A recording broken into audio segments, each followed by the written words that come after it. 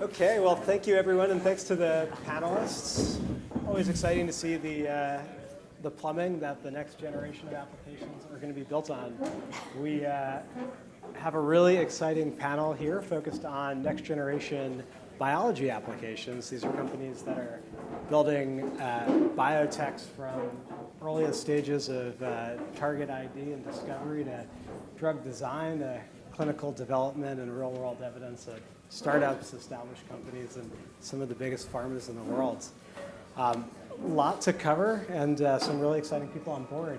It would be, why don't we kick things off with just some quick introductions. Everyone can just give 30 seconds who they are, talk a little bit about your company and how you're using ML. Sure. Kick things off. Ron Alfa, exciting day today. So we just launched Noetic out of stealth this morning.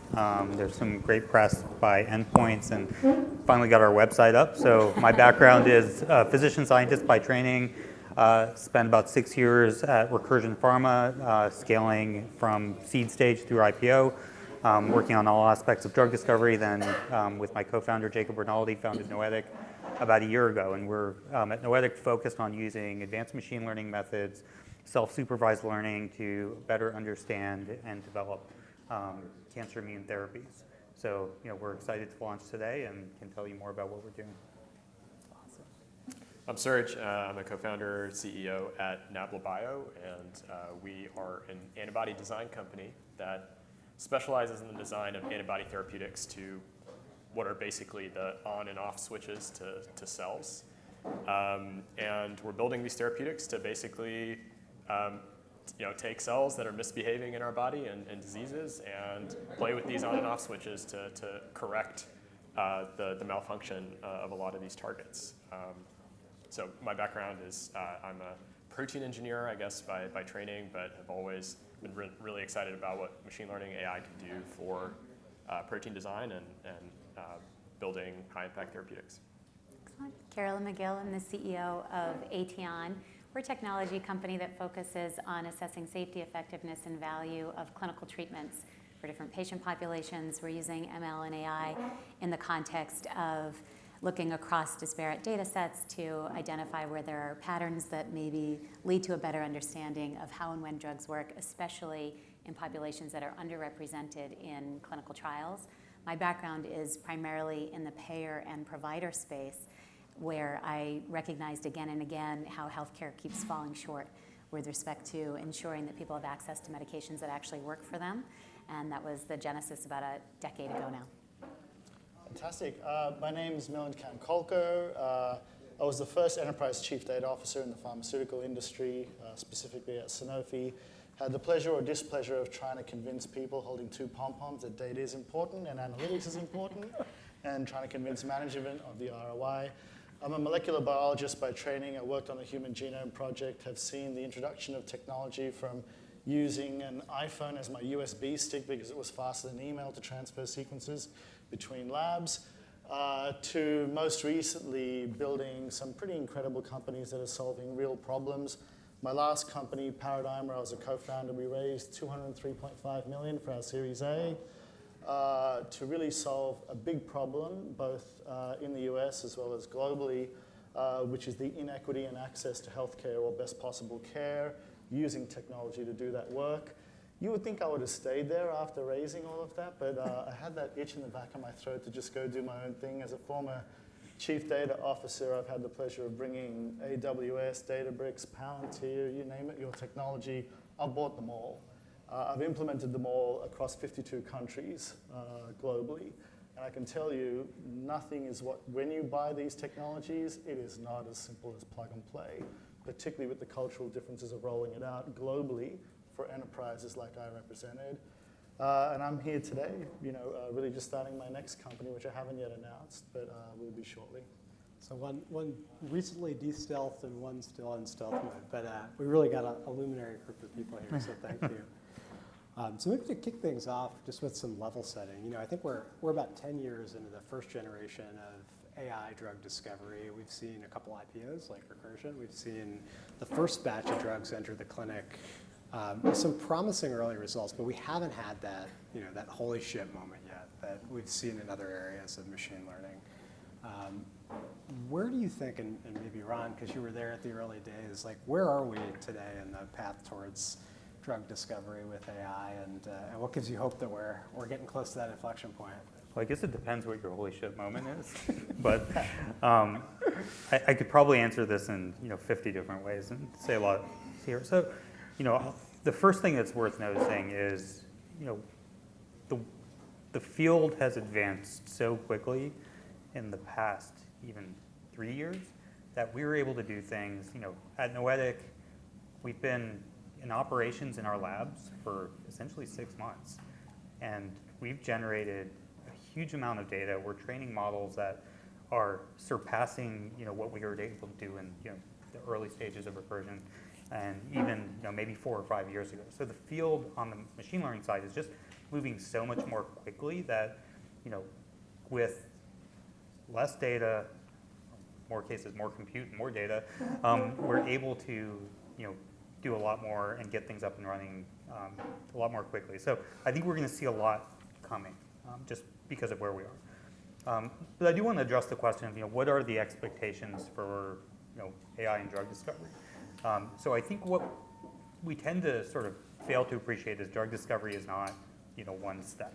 We can't just choose what molecule to make or make a molecule or de-risk that molecule for the clinic or run the clinical trial. And I've now taken those 4 steps. A drug discoverer might say, okay, that's not even the right 4 steps. They should be 8 steps or 16 steps. But if you just call those 4 steps, there's a lot to innovate at each of those stages. And to date, there isn't a company that has end-to-end innovated all across the board because it's hard. There's a lot to build. And so if you're making a lot of progress in one of those steps, you still have a bottleneck at the next step. So what we can hope to do at this point is across the ecosystem to build great companies, to innovate at various stages of drug discovery, and eventually start to pull these together, either through partnerships, collaborations, or maybe leading companies starting to acquire other companies and build the full stack capability. So I think that's what is going to be the holy shit moment, in my opinion, is building full stack. So then you can actually move molecules through the pipeline much more quickly using AI at every step. Well said. Well, you touched on something that I think was a big critique of early AI drug development, which was that it was very focused on early stage discovery, finding hits, learning new perturbations without a lot of attention to whether this stuff would work in the clinic, work in people. Carolyn, I know a major focus of Aetion is how do you take clinical data and bring it earlier into the drug discovery process. What are you seeing, the customers that you're working with, the kinds of applications that people are able to unlock with that kind of data? We're seeing a lot more interest. In the early days, we used real-world data mostly in the context of safety, so cardiovascular outcomes trials, post-marketing requirements, and the like. And then what's happened is that we see regulators more and more inclined to turn to real-world data in the context of decisions that they're making. So as of a couple of years ago, 95% of FDA's approvals included real-world data in the submission. And that was steadily increased over the years previous. The challenge, of course, is that sometimes the data might have been in the submission but didn't influence the decision or had to have been thrown out or what have you. So the devil is in the details with respect to the receptivity to it, and that's something we're still working through as an industry. But as you see FDA here in the United States, EMA in Europe, and even PMDA, you see them becoming more interested in it. So now all of a sudden the pharma companies are saying, well, we better pay attention to this and integrate it more systematically in the things that we do. And I should mention Sanofi, Amgen, Janssen, they're all investors in Aetion. So they have recognized early the opportunity to bring data more systematically into their business. We're seeing it now earlier in the stages of development in the context of understanding what the unmet need is in a population. So contextualizing what you might be doing in a trial as an example, identifying unmet need, the costs associated with that unmet need, which becomes increasingly important as you take your drug to market and you want reimbursement for it. And then we're starting to see more innovations in the context of AI, so using AI to write protocols as an example, or thinking about it for privacy, and that will create a synthetic twin of a data set so that you can fool around and do your research in that without compromising the underlying integrity of that data or the privacy. And then also in the context of thinking through, and this is still developing, for small populations, specialty and rare disease. And you have to be super careful because as we use AI, and we acquired a company out of University of Ottawa a couple of years ago called Replica Analytics that does just this, but we don't want to amplify a small effect size. So being really thoughtful about how we're working through that, and I would say that's just in the process of developing. And then the last one I would mention that gets really exciting, but this is something we have to help regulators wrap their heads around, would be the last 20% of a trial. Can we use AI to predict what's happening there and save ourselves a lot of cost in terms of just the running a trial and then time to market? Actually, that brings up a big question around working with big pharma companies. So much has changed in AI. There's so much enterprise attention, really for the first time. Pharma companies have been interested in data and machine learning for at least the last 10 years. How has that changed? Oh, look, it's been a massive change. I can tell you. There's a reason why I look like this. Trying to bring technology into enterprise. Let me start with some of the hallmarks of our industry. You can argue companies like Veeva, who effectively built a CRM model on top of Force.com, specifically for pharma, so really verticalize that solution, is probably one of the early entrants. And I'll never forget, back in 2007, I was on the system implementer side of the world at that time, going to Novartis and saying, hey, look, there's this thing called cloud computing. I don't know if you guys have heard of this thing or not, right? But you can actually mediate much better HCP or provider engagement using a better CRM tool. And the first thing I got is, Milind, we got Siebel. We don't need to worry about it. It's a good client server. We got our security locked down. Doesn't matter. That was one big thing. Today, Veeva's a $35 billion market cap company, right? Since 2007. Incredible progress. Not a lot of AI, but still the fact that when you verticalize this, that's when they understand that. I think there was earlier, I think Cassie's talked about creating applications, if you will, or food products. The reality is pharma does not know how to buy platforms. They don't. They just don't. They know how to buy applications. They know how to buy solutions to problems that actually matter to them. And you know what's really humbling in drug discovery? Biology. Right? With all the computing we've had, the only things that we've been able to do in biology year to date have taken a reductionist approach to understanding how biology is made, namely gene-protein pathway. But systems biology, which was a big thing back in the 2000s, fell by the wayside massively because we simply didn't have the computational infrastructure or mathematics to be able to do biology at scale. With machine learning, what we have now is being able to look at multimodal biological data, but to Carolyn's point, real-world data hasn't yet penetrated the research environment when it absolutely should, because the reality is most drugs marketed today do not work on everyone. Cardiovascular drugs don't work on Polynesian people very well.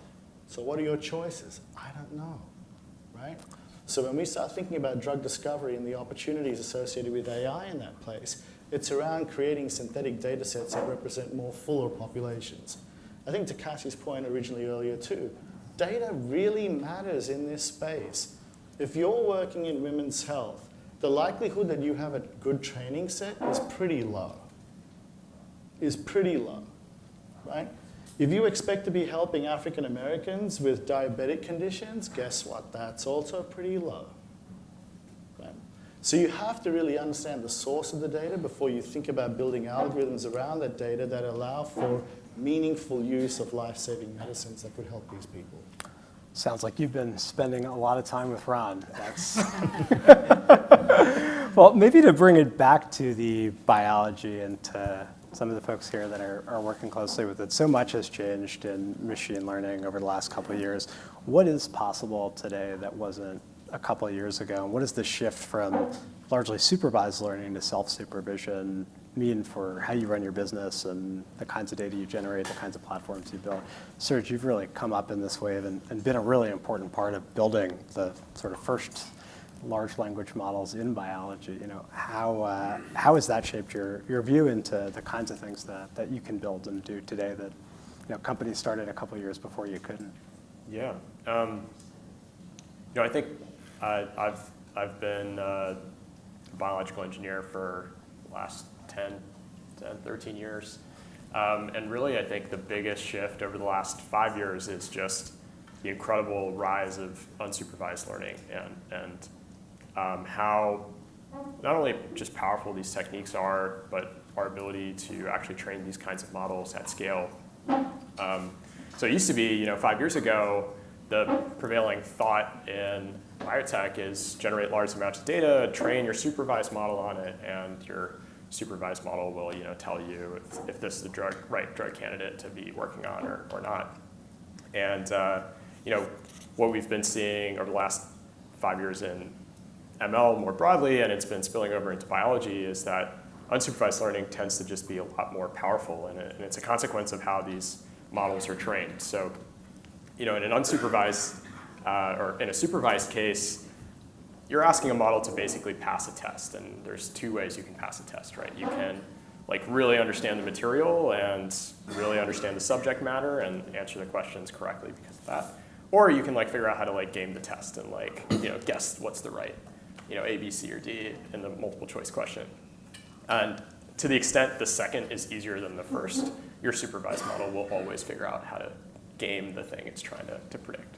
But with unsupervised learning, the way these models are trained is you really have to sort of distill and compress all the information in the object you're interested in, whether it's a drug you're designing or a target you want to focus on.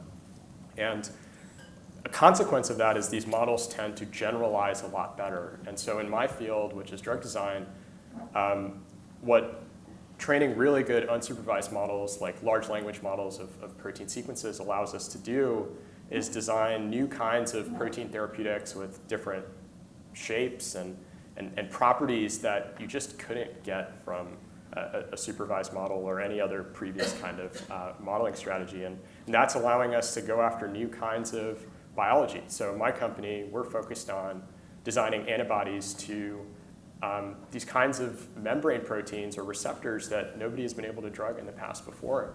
And we've shown, on our first sort of 3 campaigns, 3 for 3 success in our ability to do that, which is just really, really cool, and I think just speaks to, again, back to the question, what I think is the most exciting thing in the last 5 years is really just the power of unsupervised learning.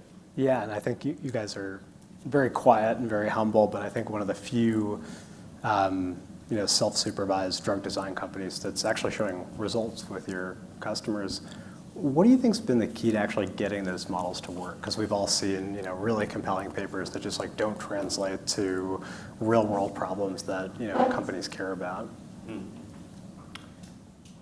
Yeah, I think there's a couple things. So one thing I think really matters is how you break down the problem. So I'll just give an example from my field.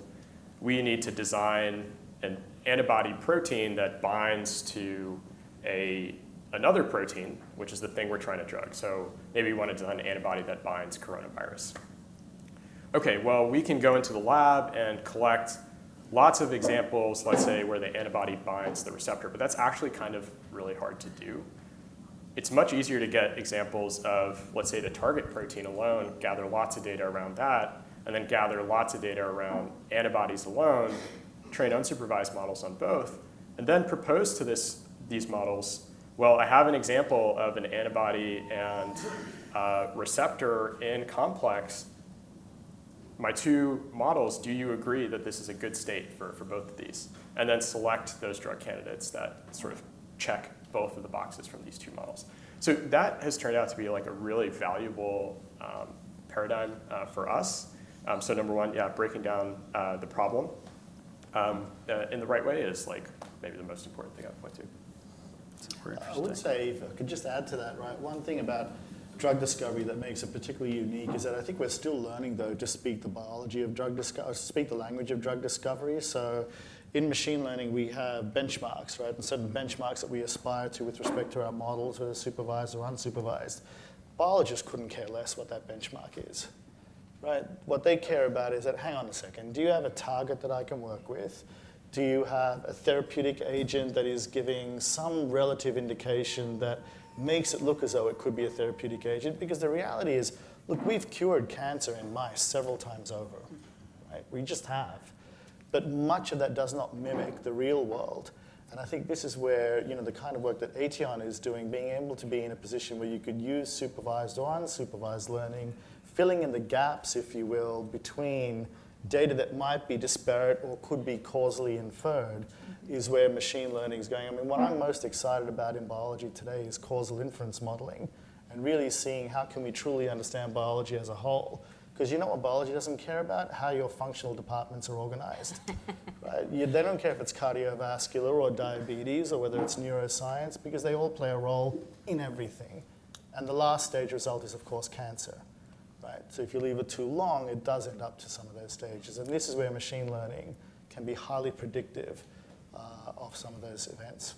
Well, this gets to this point around systems biology. How can we understand real human systems at a higher level? Proteins are, I think we've probably had so much success there because we have a lot of data and the plane of manipulation is relatively small. Ron, a huge premise of Noetic, your new company, is how we learn really complex biology. What does that mean for the kinds of data that you need to generate? Because you're not mining, electronic health records, and you're not trying to do this in spreadsheets. You guys are cutting up tissue samples and putting them in microarrays. But yeah, how do you think about data generation for self-supervision? This is a brand new problem. Yeah. The way I like to think about the problem, and I think an analogy is important. As we sort of think about biology and how we've come to understand biological knowledge over decades, we tend to reduce a problem to more and more simple components. Tissue, a cell, molecular information, DNA, protein, and we sort of constrain that problem, and then we focus, and reduce the problem to smaller and smaller pieces and try to understand that. We're at a point now where I think a lot of the interesting biology is going to come from so-called binding of higher levels of information, and you just can't do that without significant computational tools. It's not just about like the single gene that is expressed in a cancer, and can we identify the 10% of patients with that single gene alteration?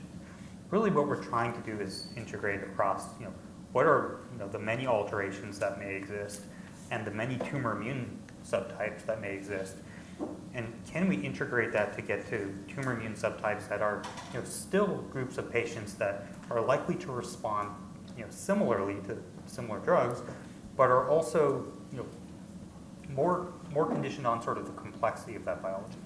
And so I think to do that, so first I think a lot of the machine learning methods that we're now able to deploy are better at integrating multiple different layers of information and sort of beginning to understand that complexity. So what we're doing at Noetic really is thinking about, not just a single data layer, not just, for example, morphological data or protein data or transcriptomics data, but increasingly building multiple layers of data and starting to train models that can, we hope, integrate across those to start to really bind the complexity. And so I tend to think of this as, we invented the microscope, and all of a sudden we could see cells, and we can sort of describe biology in the context of cells. Prior to that, there was a hypothesis that there are cells that exist. The microscope gave us a new view, so we hope that machine learning gives us sort of a new view into biology that we couldn't see without machine learning. That's awesome. Well, maybe to shift to from the tactical to the strategic, one question that I think is on every early stage biotech founder's mind is platform versus pipeline. What should we focus on? Should we do both? Can we do both? Ron, Serge, you've both taken, I think, very different approaches to this. So I'd love you to talk about what your model is and sort of why you're focused on it. Serge, you can kick us off. Yeah, sure. So Nabla, we are a completely partner-focused business, and what this means in the context of what we do is a large pharma company approaches us with a disease target that they would like drugged by an antibody. And what we're responsible for is end-to-end development of that antibody therapeutic, we'll hand over a panel of a few dozen candidates to our pharma partner. They'll license a subset of those and further develop them by animal testing, clinical trials, hopefully, if we're lucky, commercialize them as successful therapeutics. So why does that make sense for us? I mean, I think there's basically two factors. One is like founder market fit. And so from the perspective of partnerships, what our partners expect of us and like what it takes to succeed in that business is you need to have like the best platform out there for designing these kinds of antibody therapeutics, which means you have to be really committed to that technology, make sure that your platform is always really state of the art, and like, you know, it needs to be public that that's the case.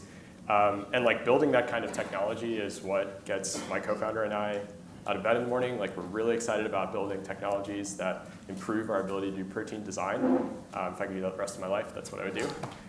So that's number one, founder market fit. Number two, I think it's like you just need to make sure you have enough like customers and they're willing to like pay enough for this. So in the world of antibodies, you can go look at, you know, publicly available information for like the top, you know, 100 or 1,000 pharma companies. Pretty much all of them are trying to develop antibody therapeutics to the kinds of targets that we're working on. But many of them are not sort of familiar in the latest technologies that you can use to solve these hard drug design problems. And for many folks, it's better to partner with a company like us to get that done. So, you know, that's the second reason it makes sense for us is there are a lot of large and really hungry potential partners that want to work with us, which sort of justifies the business case. So Ron, you want to develop drugs? That sounds like a crazy thing for a seed stage startup to do. Your answer. I mean, I like the like founder market fit. I mean, that's pretty good. You know, I'm an MD. I came into biotech and tech bio, if you will, to make drugs because patients are waiting, and you know there are really terrible conditions, and it's almost ridiculous to me. I mean, it's really ridiculous in many cases that we don't have treatments for some of these diseases. That's sort of my feeling. That's why I didn't go into medicine personally after training. So that I think that's a great answer for founder market fit. I love that.